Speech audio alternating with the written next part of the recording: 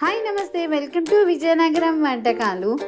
ఈరోజు మీ ముందుకి కడుపుకి చల్లగా హాయిగా ఉక్కపోత నుండి అలాగే బాడీ వేడిని తగ్గించే రెసిపీతో వచ్చేసాను. సమ్మర్లో మన ఆడవాళ్ళందరికీ వంటింట్లో పడే పాటలకి కొంచెం చెక్ పెడుతూ తొందరగా 10 నిమిషాల్లో అయిపోయి బ్రేక్ఫాస్ట్ని తయారు చేసేసుకుందాం రండి. ఇప్పుడు మన మెయిన్ ఇంగ్రీడియంట్ అయిన అటుకులు 1 కప్పు తీసుకొని ఒక బౌల్లో వేసి శుభ్రంగా కడిగి అందులో మంచినీళ్ళను వేసుకొని ఒక 5 నిమిషాలు నానబెట్టి పక్కన పెట్టుకోవాలి. ఒక 5 నిమిషాల తర్వాత వాటర్ మొత్తం వడకట్టుకొని ఒక మిక్సింగ్ బౌల్లో వేసుకోవాలి. చూడండి అటుకులు ఎంత మెత్తగా అయిపోయాయో. మీకు కావలిస్తే ఇంకా మెత్తగా మ్యాష్ చేసుకోవచ్చు. ఇప్పుడు ఇందులోకి 2 కప్పులు పెరుగు వేసుకోవాలి. ఇందులోకి వాడే పెరుగు ఫ్రెష్గా ఉండాలి. పులిసిన పెరుగు వేయకూడదు, అప్పుడే మనకు ఎక్కువసేపు పులియకుండా ఉంటుంది.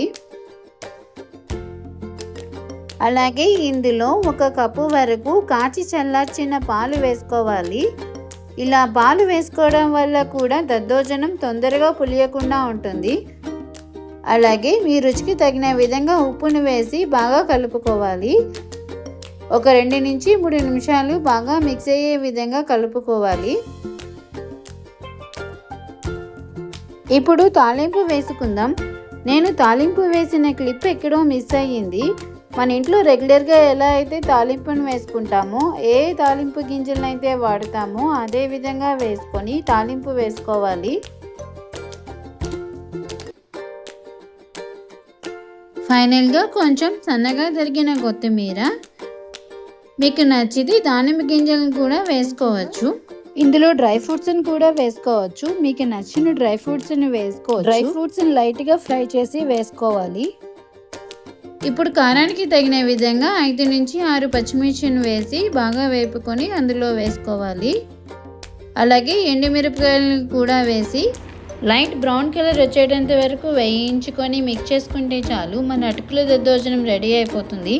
చూడండి ఎంత సింపుల్గా ఈజీగా రెడీ అయిపోయిందో. చిన్నపిల్లలు కూడా ఇలా తొందరగా చేసి పెట్టవచ్చు. అన్నంతో పని లేకుండా దద్దోజనం టేస్ట్ రావాలంటే ఈ విధంగా ట్రై చేస్తే చాలా బాగుంటుంది. 10 నిమిషాల్లో ఈ బ్రేక్ఫాస్ట్ రెడీ అయిపోతుంది.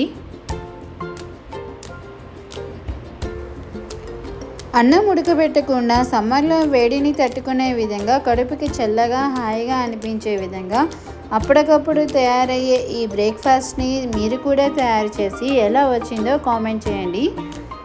మరికొన్ని కొత్త రెసిపీస్ కోసం please like, share, subscribe on my channel. Thank you for watching.